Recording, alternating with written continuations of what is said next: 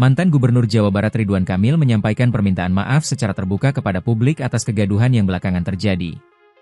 Permohonan maaf itu ia sampaikan melalui unggahan di akun Instagram pribadinya, Selasa, 23 Desember 2025, yang menandai sikap reflektif dan penuh penyesalan atas rangkaian peristiwa yang berdampak luas, terutama bagi keluarganya. Dalam pernyataannya, Ridwan Kamil secara khusus menyampaikan permohonan maaf kepada sang istri, Athalia Praratia. Ia mengakui adanya kekhilafan dan kesalahan yang dilakukan selama hampir 3 dekade membina rumah tangga. Pengakuan itu disampaikan dengan nada personal, sekaligus menegaskan penghormatannya atas keputusan perpisahan yang diambil.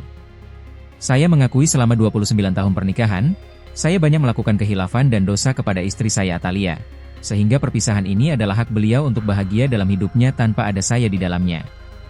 Permohonan maaf untuk Ibu Athalia dan teriring doa terbaik dari saya, tulis Ridwan Kamil dalam unggahan tersebut.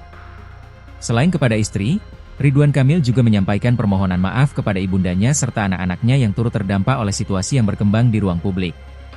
Ia menyatakan penyesalan mendalam dan menegaskan bahwa seluruh kegaduhan yang muncul merupakan tanggung jawab pribadinya, bukan pihak lain.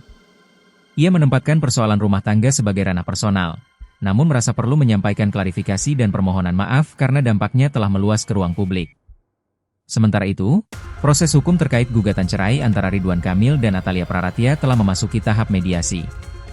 Keduanya diketahui menjalani mediasi di luar Pengadilan Agama dengan persetujuan hakim dan dihadiri mediator dari Pengadilan Agama pada Jumat, 19 Desember 2025.